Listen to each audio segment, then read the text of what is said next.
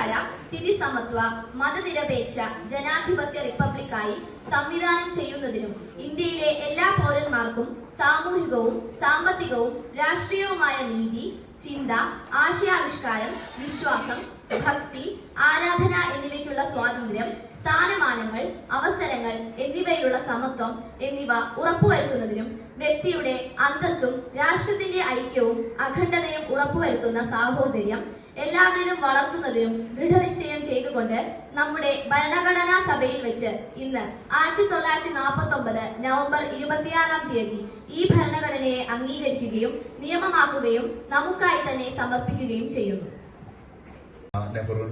അംബേദ്കറുടെ സംവാദങ്ങളൊക്കെ ഇപ്പോഴും ഒരു ചരിത്ര വിദ്യാർത്ഥിക്ക് അത് കൗതുകമുള്ള ഒരു സംഗതിയായിട്ട് നമുക്ക് കാണാൻ കഴിയും. അങ്ങനെയുള്ളൊരു സാഹചര്യത്തിൽ വിവിധങ്ങളായ സംഹിതകളിലൂടെ ഉരുത്തിരിഞ്ഞു വന്നിട്ടുള്ള നമ്മുടെ ഭരണഘടനയുടെ അന്തസത്ത അത് സുന്ദരമായി നിങ്ങളിലേക്ക് ആവിഷ്കരിക്കുക എന്നുള്ള ദൗത്യവുമായിട്ടാണ് മോഹൻദാസ് സാർ നമ്മുടെ മുമ്പിൽ വന്നിട്ടുള്ളത്. അപ്പൊ അദ്ദേഹത്തിന് നമുക്കൊരു ബിഗ് ക്ലാപ്പ് കൊടുക്കാം.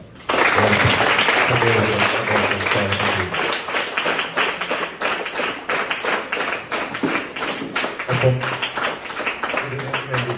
ആളുകൾ നമ്മളുമായി ബന്ധപ്പെടുകയും അതോടൊപ്പം ഇങ്ങനെ കുട്ടികളിലേക്ക് സാമൂഹികമായിട്ടുള്ള ഔന്നിത്യത്തിന്റെ സുന്ദരമായ മുഹൂർത്തങ്ങൾ അവർക്ക് നൽകുന്നതിന് വേണ്ടി, അല്ലെങ്കിൽ രാജ്യസ്നേഹവും വിശ്വപൗരത്വവും അതുപോലെ തന്നെ അവരുടെ അവകാശങ്ങളെ കുറിച്ചൊക്കെ ബോധവാന്മാരാവുന്നതിന് വേണ്ടി അവർക്ക് ഉദ്ബോധനം നൽകണമെന്ന് ഇടയ്ക്കിടെ ആവശ്യപ്പെടുന്ന ജിന മേഡത്തിനും ഹൃദ്യമായ സ്വാഗതം ആശംസിക്കുന്നു.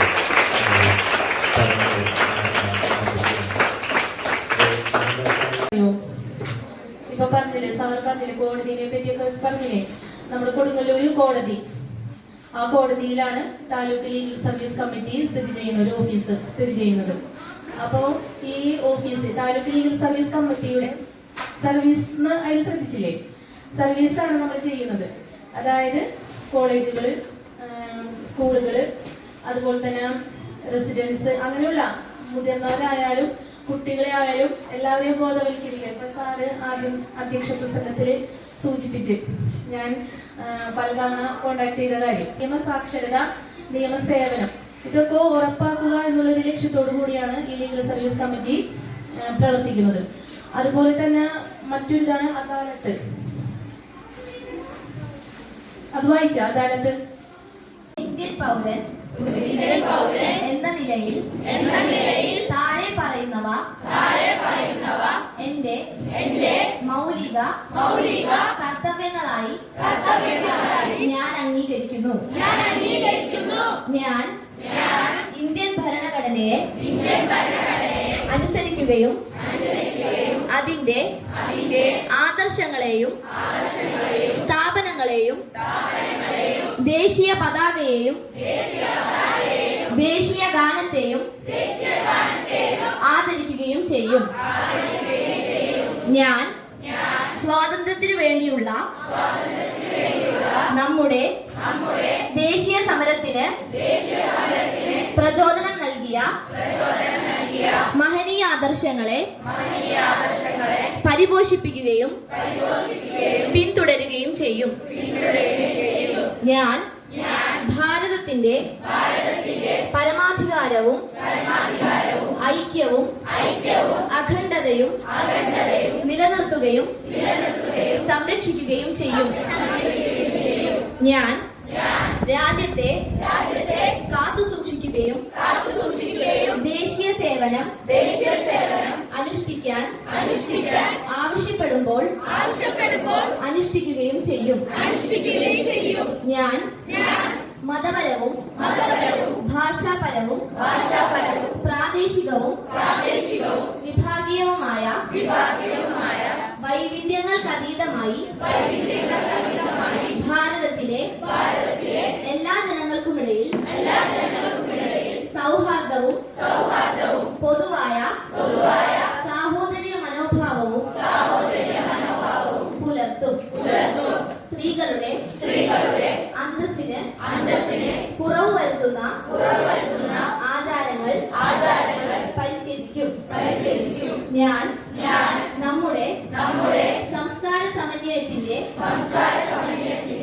സമ്പന്നമായ പാരമ്പര്യത്തെ വിലമതിക്കുകയും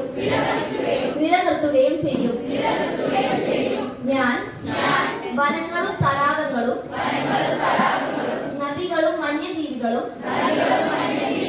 ഉൾപ്പെടുന്ന പ്രകൃത്യാ ഉള്ള പരിസ്ഥിതി സംരക്ഷിക്കുകയും അഭിവൃദ്ധിപ്പെടുത്തുകയും ജീവികളോട് കാരുണ്യം കാണിക്കുകയും ചെയ്യും.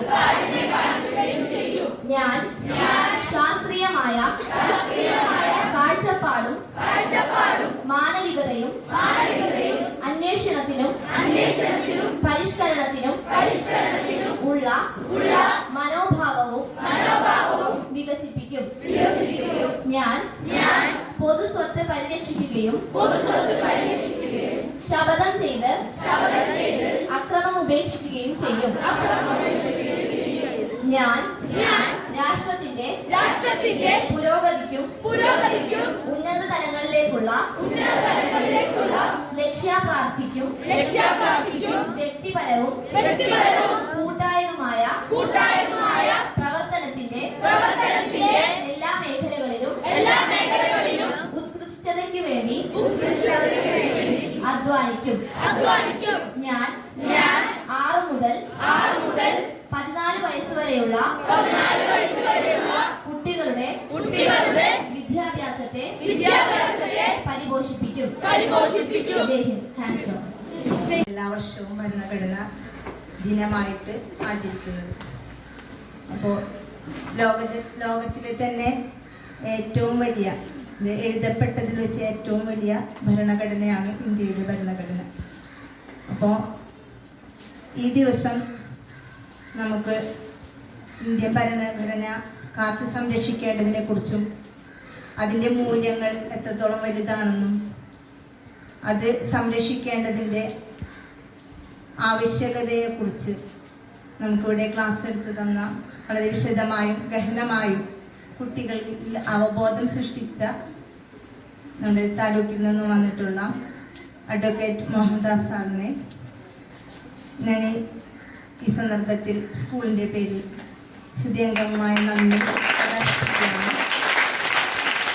കൂടാതെ ഈ പ്രോഗ്രാം കോർഡിനേറ്റ് ചെയ്യാൻ അദ്ദേഹത്തിൻ്റെ കൂടെ എത്തിയിട്ടുള്ള ജിജ മാഡത്തിനും ജിജി മാഡത്തിനും ജിനി മാഡത്തിനും ഹൃദയംഗമായ നന്ദി പ്രകാശിപ്പിക്കുകയാണ്. വളരെ അച്ചടക്കത്തോടുകൂടി വളരെ നല്ല കുട്ടികളായി ശ്രമിച്ചുകൊണ്ടിരുന്ന ഞങ്ങൾക്ക് എല്ലാവർക്കും ടീച്ചർ